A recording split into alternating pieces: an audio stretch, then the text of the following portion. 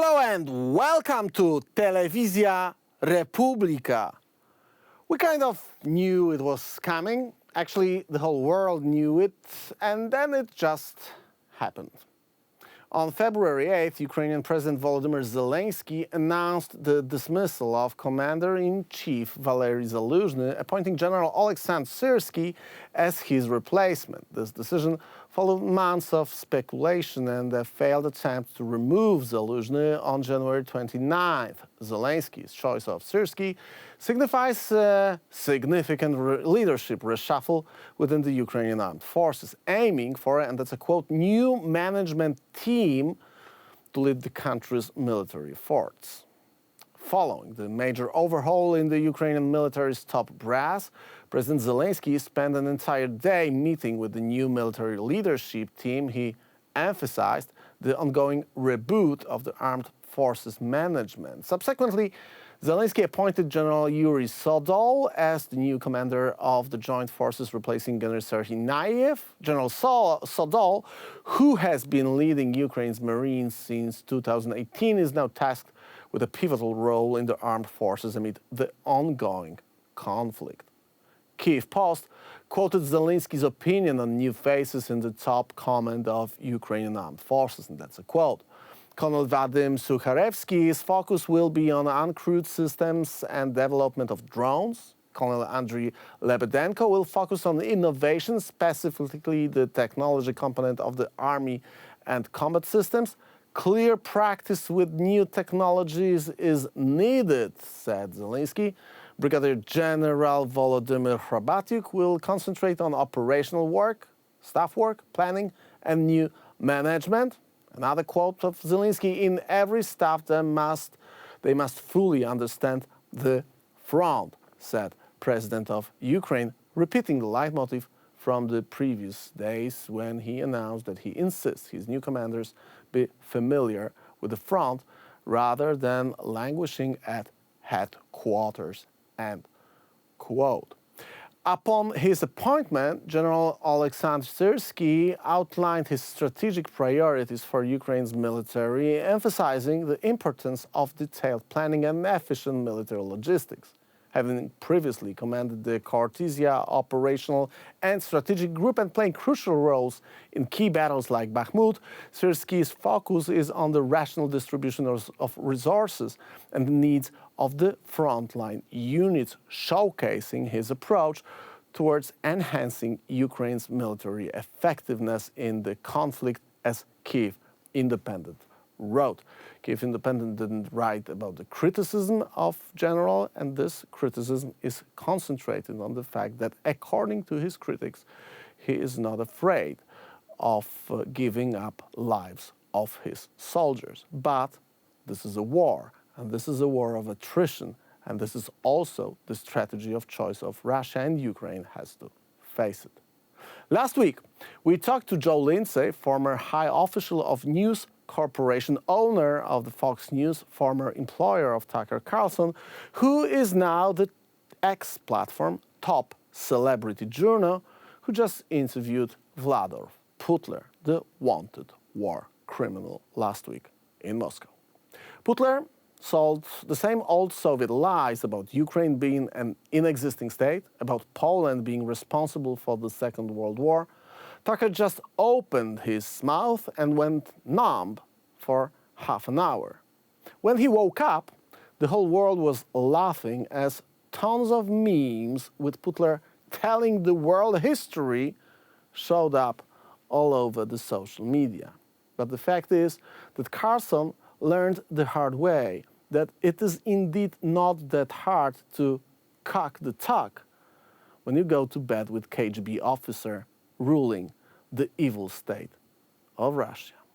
I have been very, very direct with Secretary Stoltenberg and members of the alliance in saying that NATO members must finally contribute their fair share and meet their financial those obligations. things happen, former U.S. President Donald Trump's remarks about conditional support for NATO allies have drawn criticism for potentially undermining collective security.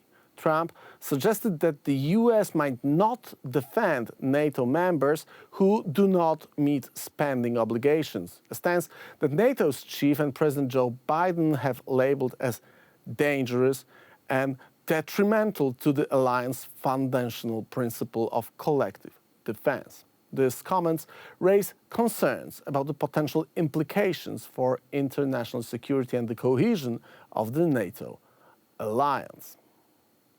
On the other hand, it is nothing new in Europe. When Donald Trump indeed was the President of the United States, he made it clear that his views on NATO collective defense are closely related to US dollars, precisely to at least 2% of the state GDPs or certain states' GDP in US dollars. And that should not be any kind of surprise for anyone. We've been actually discussing it on our program for a very, very long time. NATO member states need to think about their own defense, and you have to buy a ticket for the ride if this ride means common collective defense of the NATO alliance. You can join us on rachon.com. That's our address and that's our Substack. You can leave us your email. We will send you the reports from the front lines of the war against the West that we are following here on Rachon, because that's what we are going to talk about on my show. My name is Michał Rachoń. This is Rachon, and we roll in.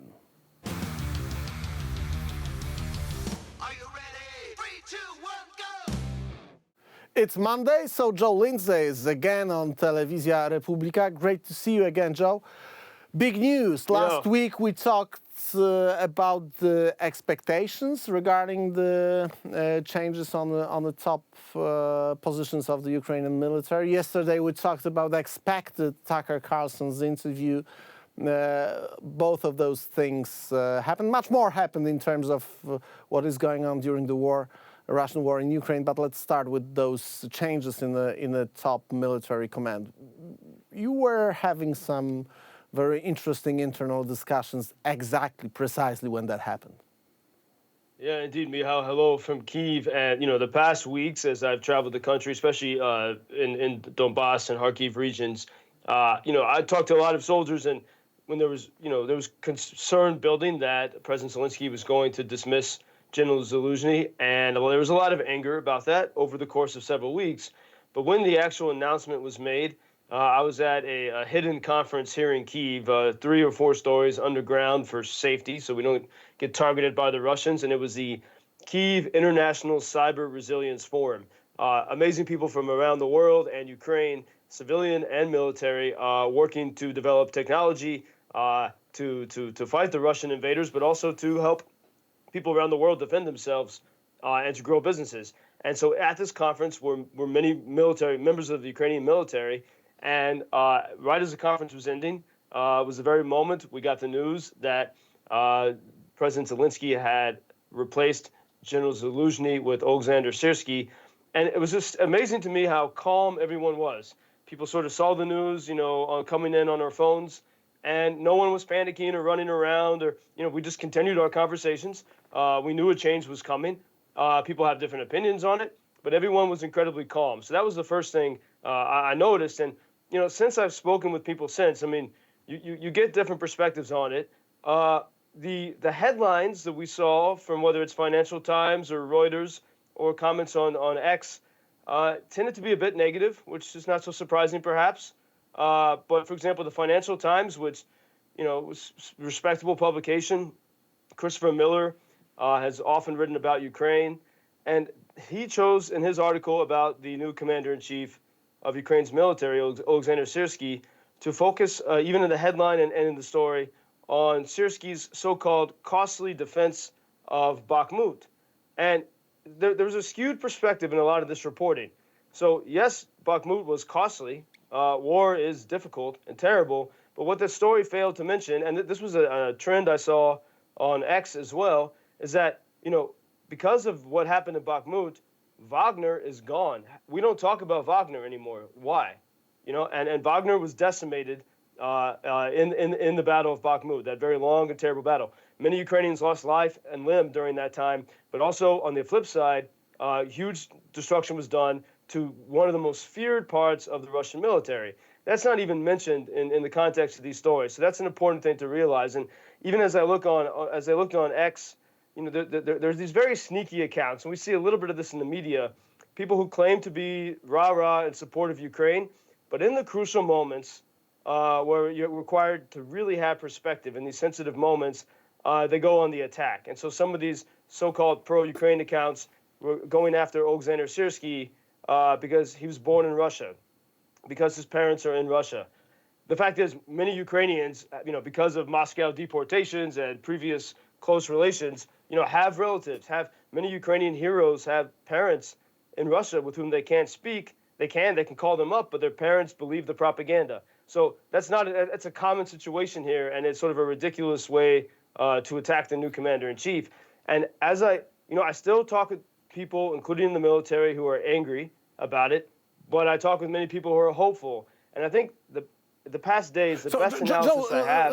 Let me stop you for a second here. What is the reason for which, first of all, those people you talk to are angry, and maybe that's the most important question, actually. What is the reason for which Zelensky decided to make this change? Well, first we have to remember that, realize, General Zaluzhnyi was much more popular than President Zelensky. Ukrainians do not worship politicians like we do in the West. We sort of have cults of celebrities. Ukrainians are very skeptical of everyone in power. That's part of their real sort of Maidan protest democracy. But they had great respect for the military, of course, and civil society leaders, and really great respect for Zaluzhnyi. And including, within the military and within civil society. And, I realized that General Zaluzhnyi, and probably he was just the right guy for the first, year and a half, 2 years of the Russian full-scale invasion. He's like a grandfather figure. He's like a Santa Claus, in a way. I mean, he's a very friendly, jovial fellow. And so he made people feel comfortable. Especially with the distrust people. Do you think, because when I asked the question, what was the reason, first thing you are mentioning, and that's actually the thing that is very often also available if someone is looking for information about the reasons, is that his personal popularity was a kind of a political threat to Volodymyr Zelenskyy. Is that the reason, or are there military reasons behind this decision? I suspect it's more military reasons because, in some ways, yeah, many do, and it is very possible many people think he could run for president and win, but he's more free to do that now that he's no longer commander-in-chief. Zelenskyy offered him a very prominent position as ambassador from Ukraine to the Court of St. James, to the United Kingdom, which would put Zaluzhnyi in a very powerful, prominent position. So if you're trying to take out a political opponent, those are not the steps you would take. And really, as I look deeper, here.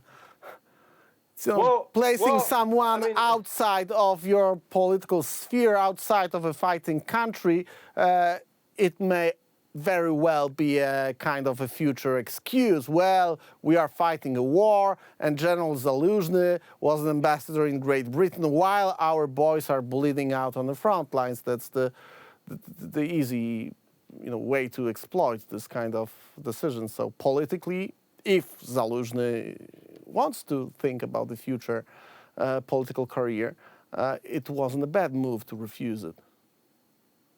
Perhaps so. It wasn't a bad. Although I do think it would be important to have more Ukrainians who speak English well, with great experience, speaking. Not just President Zelenskyy, but many other voices speaking powerfully in the West. But as you look, like the General Syrskyi is not beloved. He's not a grandfatherly fellow. He doesn't wear a baby what is it called? Baby Yoda patch. Yeah. And as one keen observer, Ruslan Kukarchuk, a leader of sort of Ukrainian sort of conservative civil society, said, General Syrskyi is sort of the opposite of Zaluzhny. He's lean. He doesn't smile. He doesn't joke. He's a very deadly serious guy. One of the criticisms of him is that, and you saw this in a lot of the media accounts, that he's a butcher, that he doesn't care about losing lives. But that's just, like, we look at Bakhmut. Zaluzhny was in charge of all that, by the way. But the guy, closer on the ground was Syrskyi, and made calculated decisions to try to end this in a quicker manner. And so I think part of the debate that's going on behind the scenes is like, yeah, you might, and this is horrible to realize, you might have to, have more difficult and painful battles more quickly to put an end to this. But certainly there is a very different personality difference between someone like General Syrskyi and General Zaluzhny. Like Zaluzhny is, again, a jovial guy, but I mean, he would give out medals to civilian volunteers from other countries who, I was sort of shocked by that. I was shocked that he was spending time doing things like that, especially when I know those volunteers. Like I don't see General Syrskyi doing that. He's totally focused on the nuts and bolts of battle and victory. And so I understand why people are upset. I mean, it's, especially when people who don't love their political leaders, Zaluzhny was that guy. But in this change, there does seem to be an effort to move things more quickly on the front. And there was a professor, I think I mentioned him a few weeks ago, at Ukrainian Catholic University, Yaroslav Hertsik. He's a historian. And he said, these first 2 years, Ukrainians love freedom. We're Europeans. We had the revolution so we could have peace and freedom. But he says, right now, in this dire time, we have to dig deep into our ancient warlike roots as Scythians. He says it's time to be Scythians. We have to transform our whole society. Yeah, you mentioned it. We talked about it 2 weeks ago. Actually, in 2 weeks' time, we are going to have a second anniversary of the full-scale invasion. But this also marks, and it's probably in little less than 2 weeks, we got a milestone of 10 years, 10 long years after Russia illegally annexed Crimea, which basically marks the beginning of this 10 years long war. As these things happen, Tucker Carlson, we used to talk about Tucker Carlson at least a couple of times, visited Moscow. As we expected, and actually as the whole world expected, he interviewed Vladimir Putler. It was a sad show in a way, at least for someone with the conservative view and with the respect to the things that Tucker Carlson was doing as an anchorman of Fox News years ago. Well, he was just used by Vladimir Putin to distribute the blatant lies about the history of this region, about Russia being actually the victim of NATO now. Years ago when the Soviet Union collapsed, and actually my home state, my motherland, Poland, being to blame for the Second World War, which is a total lie, but actually is a talking point of Vladimir Putin for very, very long time. What do you make of the interview that we saw? Well, I think we can't call it an interview. It was a lecture. Putin was lecturing Tucker and Tucker's audience. And when I speak with Americans who tend to, appreciate Tucker Carlson, a lot of them were bored. They couldn't get past the first few minutes. So that's good. But Putin did, he sort of very shrewdly, he set out, as he always does, to erase the idea of Ukraine and to co-opt Ukraine's incredible, inspiring history and make it his own, kind of like Schmeagol in Lord of the Rings, my precious. He was so obsessed with Kyiv, and he gave his sort of blenderized version of the history of the Kievan Rus. And it's I think the thing that I noticed the most, he talked so much about Kyiv, and he didn't talk about Moscow. He didn't define what Russia is. What is Russia besides this history that, that is actually Ukrainian? And, in Poland and the United States, in Ukraine, we can talk about what our national identity is. We mentioned words like freedom and democracy and culture. That was really not, Putin doesn't define what Russia and Moscow is. And I realized this the other day going for a run around Kyiv. I had seen a video from Tucker Carlson during his trip to Moscow, and he was praising the beautiful buildings and all that. And I realize how sad it is that he's ignored the story of Ukraine and, say, Kyiv. And I'm going around Kyiv on Saturday morning, and I'm thinking, when we think of Moscow, our images of the Kremlin. When we think of Russia, that vast country, we think of one building, and it's the government. It's a source of power, and that's the identity. And then I think of Kyiv. I don't even know the government. I hardly know the government buildings here. They're not the central public sacred spaces.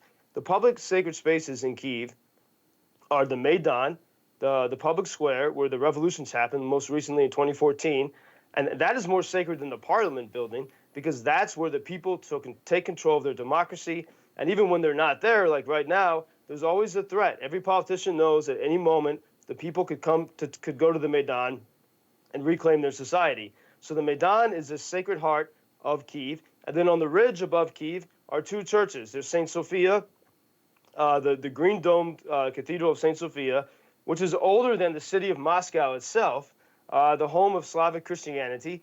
And then down that boulevard within sight is the Golden Dome Church of St. Michael the Archangel. And as you go around Kyiv, you see signs everywhere saying St. Michael is the patron and the symbol of Kyiv. And so Kyiv is this. It's about the most sacred places in Kyiv are about genuine democracy and about religion and tradition. And so what Putin doesn't have that in Russia. And so he tries to obscure it because the amazing thing is that Tucker Carlson and his audience, if they knew the real story of Kyiv, they would absolutely love it. They'd probably come here and try to help. But it actually tells us a lot about, sorry to say that, about Tucker himself. I mean, it's not very hard to, when you're preparing this kind of huge interview, when you make up your mind and you decide that you are going to talk to someone who is accused of being and actually is a war criminal wanted by the international courts, you should be prepared. And you should know his talking points, and those talking points are nothing new. I mean, the version of history in which Russia is the savior and the motherland of the values is something that Vladimir Putler is trying to distribute and sell to the world for the last 20 years. You should be ready. You should be prepared to challenge those claims. They weren't challenged at all. But what puzzles me is when I read the English-speaking infosphere, when I read comments on X in the media that are referring to Tucker Carlson's interviewing Putin, when I read the conservative comments, there are lots of them that actually share Putin's views and share Putin's basically lies about the situation in Central Europe, in Ukraine, basically in the states that are part of our common Western civilization, attacked by Russia right now. Yeah, I think Putin knew, he wanted to reach those people. And, this is one reason, Michał, why, one of the major reasons why I left my prime position at Fox News, where I was protege to the chairman. I was sort of prince of that empire. Because for all the resources they have, and Tucker's no longer there, but he's incredibly rich. He's got all the resources in the world. They spend no money on fact-checking, on preparing for an interview. I mean, this is a pretty big interview. Be prepared with the information, and he wasn't whatsoever. And so we have to ask ourselves, who are we letting? Who is shaping this narrative for us? It's people that are too lazy in many ways to go deep into the truth, and they just want to feel some good emotion. And the Russians know this, and the Russians also know, the Kremlin knows that, many Americans who appreciate Tucker Carlson are rightly fed up with 20 years of failed American wars, Iraq and Afghanistan, and they don't like the Biden administration. And so, Putin sort of convinces them that he's on their side. In fact, I think the big coup that Putin did with this interview is that he made Tucker subservient to him. So Tucker was someone that people talked about could run for president, but now Putin made himself the king of Tucker's diehard fans and removed Tucker from the equation. But if the fact is, like, the Biden White House is not totally in support of victory. It's almost 2 years, and they seem scared. They still refuse to send long-range weapons and the permission to use them against Russia. So they're not actually in favor of Ukraine. Ukraine is actually the one of the strongest bastions of faith, family, and freedom. Yeah, and Russia is doing everything they can to erase it. That's what Joe is witnessing for those years already he spent in Ukraine. My final question, and this is also a question of the things that happened during that last week, the week we haven't seen each other. Donald Trump's words. Those words sent shockwaves through the media mainstream. I wonder why, because it's nothing new if someone remembers the U.S. policies when Donald Trump was president of the United States. You can like Donald Trump or dislike him, you can hate him. I know people hate him and people love him. That doesn't matter. The thing is that NATO, actually 2% rule was one of the most important rules that was highlighted by him while he was the president of the United States. He is off the office for 4 years right now, and still this is the case. I mean, we do have problems with NATO member states spending at least 2% GDP on their military, as if we haven't learned anything for those 2 years of full-scale war of Russia against Ukraine. Well, and Mia, that's exactly, I think, that explains sort of the demeanor of Trump's comments there. He was quoting what he said to NATO, I think, in 2019. So what the headline said that Trump says Russia should invade Europe. No, of course not. That's not what he was saying. He was quoting himself in 2019 when he was basically begging NATO to say, pay that 2% that you promised, because war is going to happen if you're not strong and not prepared. And so back then in 2019, he said, if NATO doesn't do it, fine, I would encourage Russia to invade. He said that before the full-scale invasion of Ukraine. But, when I heard that comment, there's many Ukrainians I know in moments of frustration as they're losing blood, life, and limb to stand for freedom for themselves and for Europe and the world. I've heard many Ukrainians say that too when there's, when Scholz in Germany refuses to provide long-range weapons, for example. Ukrainians will say, fine, I hope Russia invades you and you'll see what it's like. And then you're going to know how, because Russia's made it clear that they don't want to be stopped. And, Joe Biden said he was able to put together some statement, I guess, and he said that Trump's remarks were appalling and dangerous. Okay, even if that's true, I think it's also appalling and dangerous to wave the Ukrainian colors, to say you support Ukraine, and make people think you are spending tons of money here when most of that money is staying in the U.S., and when you refuse, as the White House has done for 2 years, to send long-range weapons and permission to use them to Ukraine. That's actually appalling and dangerous because you're undermining support for Ukraine, making people bored with it, which is exactly what the Kremlin wants. As if you were scared that this war could be lost by Russia, and if you were scared of the consequences of this fact. Well, Ronald Reagan wasn't scared of building a policy with the easy solution. We win, they lose. It was such an easy thing, and they lost. Joe, thanks a lot.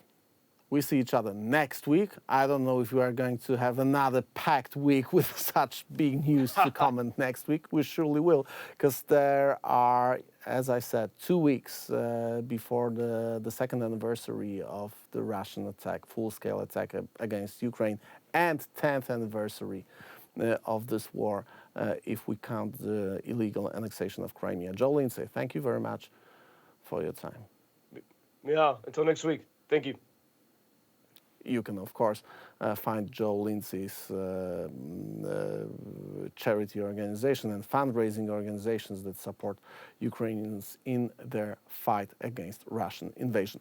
You can also join us on Substack. That's our address, rachon.com. You'll find us there. You can leave us your email, and we will try to send you the reports about what's going on in this war against the Western civilization that we all witness. Stay safe. See you tomorrow. Ciao, ciao. Bye.